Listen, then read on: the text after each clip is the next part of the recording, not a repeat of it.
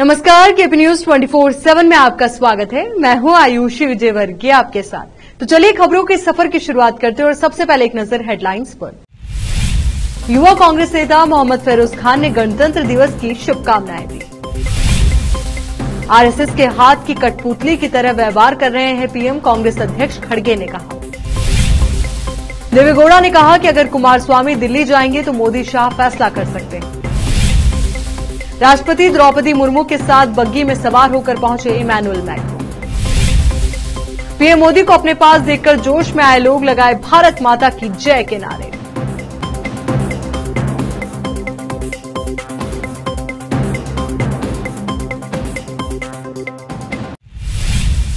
अब देखते हैं समाचार विस्तार से। युवा कांग्रेस नेता मोहम्मद फेरोज खान ने गणतंत्र दिवस की सभी को बधाई देते हुए कहा कि हर साल 26 जनवरी को गणतंत्र दिवस मनाया जाता है। इस दिन भारत का संविधान 1950 में लागू हुआ था। ये दिन बड़े ही उत्साह और खुशी का अवसर है। सभी को इस शुभ दिन की बहुत बहुत बधाई। विशेष संवाददाता की रिपोर्ट। बीदर शहर के रोजा पब्लिक स्कूल में साइंस एग्जीबिशन का आयोजन किया गया, जिसमें मुख्य अतिथि के रूप में शाहीन शिक्षण संस्थान के अध्यक्ष डॉक्टर अब्दुल खदीर रहे और उन्होंने उद्घाटन किया। उसके बाद स्कूल के जिम्मेदार सैयद सिराजुद्दीन ने डॉक्टर अब्दुल खदीर का स्वागत कर उन्हें स्कूल के विद्यार्थियों द्वारा बनाए गए साइंस की इजाद और वस्तुओं को बताया। इस मौके पर स्कूल के विद्यार्थियों ने अपनी कला और ज्ञान का प्रदर्शन कर सभी को आकर्षित किया। कैमरामैन पप्पू राज की कवरेज। निहायत ही खुशी और मसरत का मुकाम है कि आज मौलाना सिराज साहब के मदरसा रोज़ा मिशन स्कूल का दौरा हुआ और ये जो एग्ज़िबिशन है, मैं तो अपनी ज़िंदगी में पहली बार इस किस्म की देखा हूँ। अपनी नौइयत की एक यूनिक एग्ज़िबिशन देखने में आई है।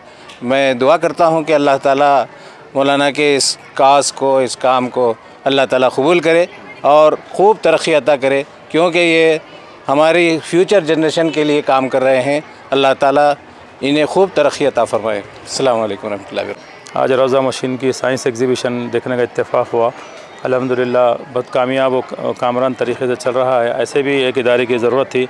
अल्हम्दुलिल्लाह अल्लाह ताला से दुआ है कि दिन दुगनी रात चौगनी तरक्की करे। अस्सलाम वालेकुम।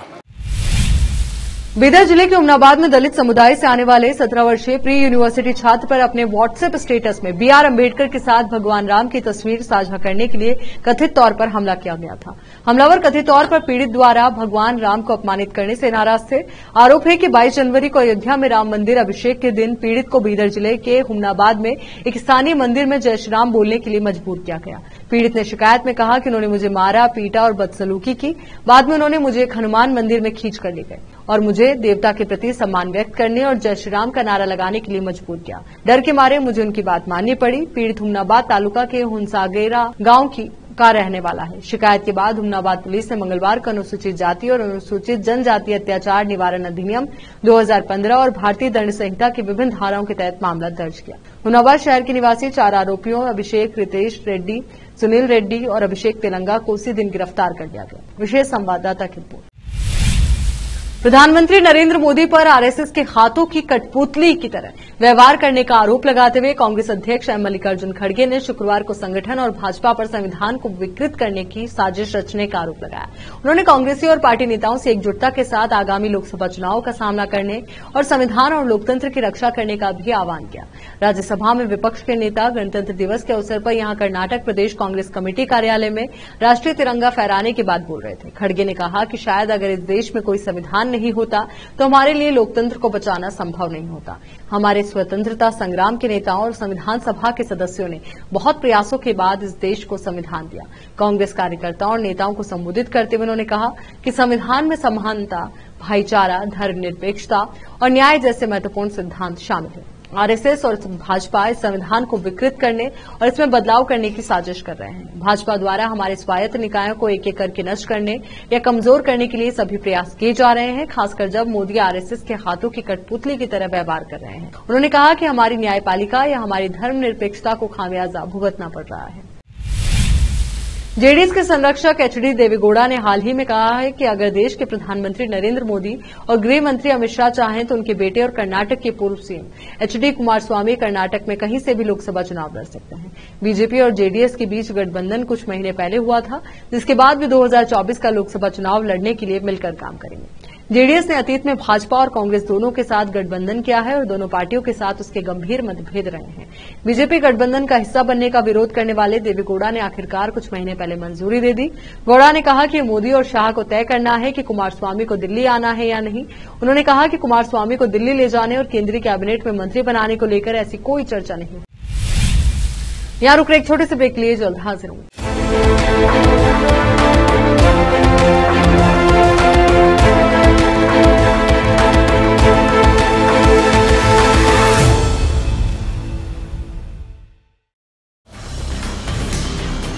हिंदुस्तान के हर कोने में हम हैं मौजूद।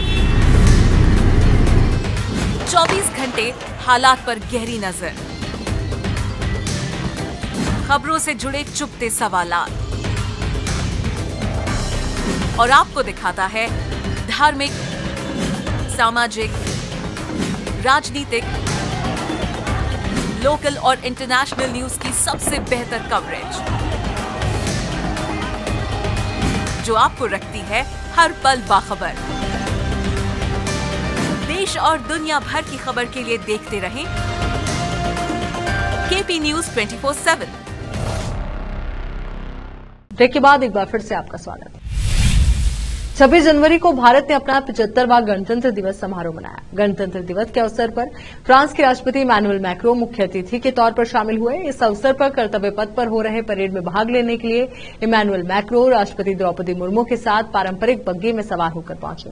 बता दें कि इस पारंपरिक बग्गी का भी देश में अनोखा इतिहास है, तो अब आपको इसके बारे में बताते हैं। राष्ट्रपति मुर्मू इस साल गणतंत्र दिवस के मुख्य अतिथि व उनके फ्रांसीसी समकक्ष इमैनुअल मैक्रों के साथ पारंपरिक बग्गी से कर्तव्य पथ पर पहुंची। ये प्रथा 40 सालों के अंतराल के बाद इस साल फिर से शुरू की गई। बता दें कि साल 1950 में पहले गणतंत्र दिवस पर देश के प्रथम राष्ट्रपति डॉक्टर राजेंद्र प्रसाद इस बग्गी में बैठे थे। ब्रिटिश राज के दौरान वायसराय भी इसका इस्तेमाल करते थे। 1984 तक ये परंपरा चलती रही। हालांकि पीएम इंदिरा गांधी की हत्या के बाद बग्गी की परंपरा को रोक दिया गया और इसकी जगह कार का इस्तेमाल होने लगा। जिस बग्गी से राष्ट्रपति मुर्मू और इमैनुअल मैक्रों ने सफर किया, उसे राष्ट्रपति के अंगरक्षकों ने सुरक्षा प्रदान की। बता दें कि राष्ट्रपति के अंगरक्षक भारतीय सेना की सबसे वरिष्ठ रेजिमेंट है। ये गणतंत्र दिवस इस विशिष्ट रेजिमेंट के लिए विशेष है क्योंकि अंगरक्षक ने 1773 में अपनी स्थापना के बाद से 250 साल की सेवा पूरी कर ली है। फ्रांस के राष्ट्रपति इमैनुअल मैक्रों गणतंत्र दिवस समारोह के मुख्य अतिथि के रूप में कर्तव्य पथ पर इस भव्य कार्यक्रम के गवाह बने। इसके साथ ही वो विश्व के उन चुनिंदा नेताओं की सूची में शुमार हो गए जिन्होंने पिछले 7 दशकों में देश के सबसे बड़े समारोह की शोभा बढ़ाई। ये छठा मौका था जब कोई फ्रांसीसी नेता गणतंत्र दिवस समारोह में मुख्य अतिथि बना।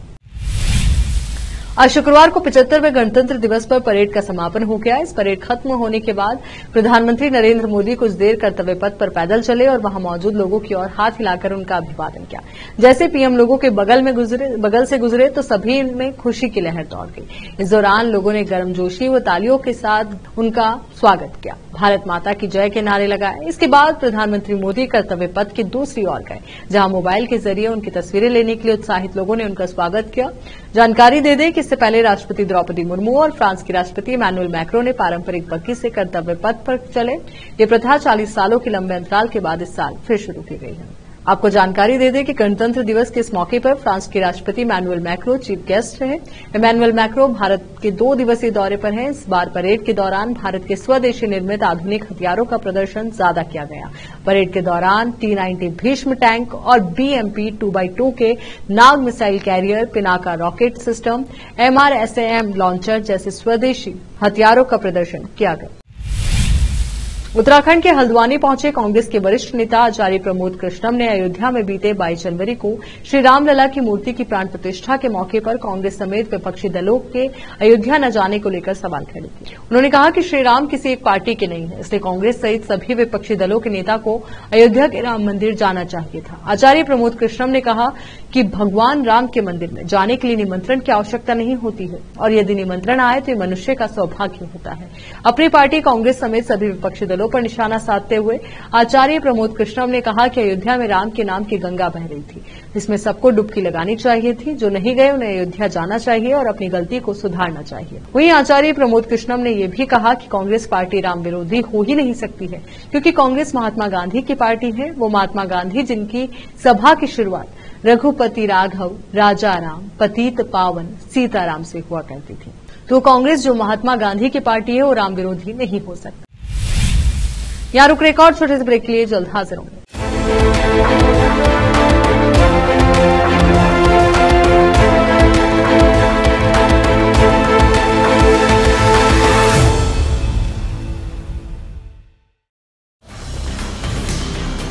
हिंदुस्तान के हर कोने में हम हैं मौजूद। 24 घंटे हालात पर गहरी नजर, खबरों से जुड़े चुपते सवालात और आपको दिखाता है धार्मिक, सामाजिक, राजनीतिक, लोकल और इंटरनेशनल न्यूज की सबसे बेहतर कवरेज, जो आपको रखती है हर पल बाखबर। देश और दुनिया भर की खबर के लिए देखते रहें केपी न्यूज 24/7। ब्रेक के बाद बढ़ते हैं आगे। गणतंत्र दिवस के दिन तड़के दिल्ली के कई हिस्सों में मध्यम से घना कोहरा छाया हुआ है। वहीं मौसम विभाग ने पूर्वानुमान व्यक्त करते हुए शुक्रवार के लिए ऑरेंज अलर्ट जारी किया। मौसम विज्ञान विभाग आईएमडी ने अपने बुलेटिन में बताया कि राष्ट्रीय राजधानी में गुरुवार को न्यूनतम तापमान 4.8 डिग्री सेल्सियस दर्ज किया गया, जो औसत से 3 डिग्री कम है। वहीं गुरुवार को अधिकतम तापमान 20.5 डिग्री सेल्सियस रहा, जो सामान्य से 1 डिग्री कम है। मौसम विज्ञान विभाग ने बताया कि शाम 5:30 बजे सापेक्षिक आर्द्रता 69% रही। वहीं भारतीय रेलवे के मुताबिक दिल्ली आ रही 24 ट्रेनें कोहरे के कारण देरी से चली। आईएमडी ने कहा कि राष्ट्रीय राजधानी में दिन में भयंकर ठंड और सुबह एवं रात में घना कोहरा छाया रहा। इसके साथ ही केंद्रीय प्रदूषण नियंत्रण बोर्ड के मुताबिक गुरुवार को 24 घंटे का वायु गुणवत्ता सूचकांक 332 रहा, जो बहुत खराब श्रेणी में है। 0 और 50 के बीच एक्यूआई को अच्छा, 51 और 100 के बीच संतोषजनक, 101 और 200 के बीच मध्यम, 201 और 300 के बीच खराब, 301 और 400 के बीच बहुत खराब और 401 और 500 के बीच गंभीर श्रेणी में माना जाता है। आरएसएस के मुख्यालय में सरसंघचालक डॉक्टर मोहन भागवत ने ध्वजारोहण किया। इस दौरान डॉक्टर मोहन भागवत ने भारत माता का पूजन किया। उनके मंच पर राम मंदिर के बैनर भी लगे थे। इस दौरान डॉक्टर मोहन भागवत ने परेड का निरीक्षण भी किया और मुख्यालय में उपस्थित लोगों को गणतंत्र दिवस की शुभकामनाएं दी। डॉक्टर मोहन भागवत ने कहा कि आज ऐसा दिख रहा है कि हम धर्म क्षेत्र में आगे बढ़ रहे हैं। ये शक्ति कहां से आई? ये शक्ति हमेशा थी। 22 जनवरी को एक वातावरण उत्पन्न हुआ, वैसे इस दिन भी वातावरण उत्पन्न होता है। उन्होंने कहा कि संविधान को हमने अपने आप को दिया, उसका पालन करना भी एक बात है, क्योंकि बाबा साहेब ने कहा था संविधान का व्यवहार महत्वपूर्ण बात है। आज के दिन सभी लोग जिस तरह से एक साथ हर साल गणतंत्र दिवस मनाते हैं, वैसे सब देश एक मत हो जाए, सब लोग तिरंगा फहराएं, सब लोग दिल्ली का कार्यक्रम टीवी पर देखें। उन्होंने कहा कि अपना गणराज्य है, यानी प्रजा का राज्य है, इसको प्रजा को चलाना है। सरकार की उसमें एक भूमिका है, सांसदों की उसमें भूमिका है। इस संविधान को सुरक्षित रखना, इस संविधान को लागू करना, ये टेक्निकली सरकार का काम है, परंतु वास्तविक रूप से ये अपने व्यवहार का काम है। इससे संविधान का थोड़ा अध्ययन करें। पाकिस्तान से छिड़े संघर्ष के बीच चीन ने पुतिन के दोस्त ईरान को बड़ी चेतावनी दे डाली। ईरान और चीन एक बात पर आमने सामने आ गए। चीन ने ईरान को अपने में सुधार नहीं लाने पर परिणाम भुगतने की चेतावनी दे डाली। इस अप्रत्याशित घटना से रूस भी हैरान है। दरअसल ईरान और रूस आपस में अच्छे दोस्त राष्ट्र हैं, वहीं चीन और पाकिस्तान भी मित्र राष्ट्र हैं। अभी कुछ दिन पहले ही ईरान ने पाकिस्तान पर एयर स्ट्राइक की। इसके बाद पाकिस्तान ने भी ईरान पर जवाबी हमला कर दिया था। तभी से दोनों देशों में जबरदस्त तनाव चल रहा है। इस बीच चीन की ईरान को धमकी अनायास नहीं है। दरअसल चीन ने ईरान को चेतावनी लाल सागर में लगातार वाणिज्यिक जहाजों पर हो रहे हूतियों के हमलों को लेकर दी है। चीन ने ईरान को कहा है कि वो हूतियों के हमलों को रोके या व्यापारिक संबंधों को जोखिम में डालने को तैयार रहे। बता दें कि ईरान समर्थित हूती लगातार लाल सागर में जहाजों पर ड्रोन और मिसाइल हमले कर रहे हैं। चीनी अधिकारियों ने कथित तौर पर अपने ईरानी समकक्षों से हस्तक्षेप करने और ईरान समर्थित हूतियों द्वारा लाल सागर में जहाजों पर हमलों को रोकने की बात कही। गाजा के स्वास्थ्य मंत्रालय ने इजरायल के सैनिकों पर गाजा पट्टी में मानवीय सहायता प्राप्त करने के लिए एकत्रित हुए फिलिस्तीनियों की भीड़ पर गोलीबारी करने का आरोप लगाया। स्वास्थ्य मंत्रालय के अधिकारियों ने कहा कि इजरायली बलों के इस हमले में कम से कम 20 लोगों की मौत हो गई एवं दर्जनों लोग घायल हो गए। इजरायल की सेना ने कहा है कि वो इस घटना के बारे में रिपोर्ट की जांच कर रहे हैं। प्रत्यक्षदर्शियों और स्वास्थ्य अधिकारियों ने कहा कि गोलीबारी गाजा सिटी के दक्षिण में एक गोल चक्कर पर हुई, जहां बंट रही खाद्य सामग्री को लेने के लिए भीड़ इकट्ठा हुई थी। ऑनलाइन सामने आई फुटेज में गोल चक्कर के पास मुख्य सड़क पर सैकड़ों लोग गोलीबारी की आवाज के बीच भागते नजर आ रहे हैं और लोगों के हाथ में राहत सामग्री है। घटना में घायल हुए लोगों का शिफा अस्पताल में इलाज किया जा रहा है। गोलीबारी में घायल होने के बाद अस्पताल में भर्ती मोहम्मद अल रफी ने कहा कि इजरायली सैनिकों ने भीड़ पर गोलीबारी की। रफी ने कहा कि हम आटा लेने जा रहे थे। उसने कहा कि इस हमले में कई युवा हताहत हो गए। गाजा के स्वास्थ्य मंत्रालय के प्रवक्ता अशरफ अल किदरा ने कहा कि गोलीबारी में 20 लोग मारे गए और 150 अन्य लोग घायल हो गए। चलिए एक बार फिर से नजर डालते हैं हेडलाइंस पर। युवा कांग्रेस नेता मोहम्मद फेरोज खान ने गणतंत्र दिवस की शुभकामनाएं दी। आरएसएस के हाथ की कठपुतली की तरह व्यवहार कर रहे हैं पीएम, कांग्रेस अध्यक्ष खड़गे ने कहा। देवेगौड़ा ने कहा कि अगर कुमारस्वामी दिल्ली जाएंगे तो मोदी शाह फैसला कर सकते हैं।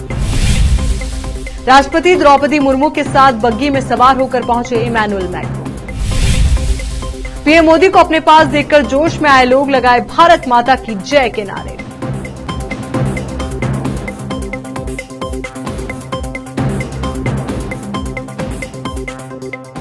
केपी न्यूज के इस बुलेटिन में फिलहाल के लिए इतना ही। देश और दुनिया से जुड़ी तमाम ताजा खबरों के लिए आप बने रहिए केपी न्यूज 24/7 के साथ। और एक बार फिर से आप सभी को 75वें गणतंत्र दिवस की केपी न्यूज की पूरी टीम की ओर से हार्दिक शुभकामनाएं।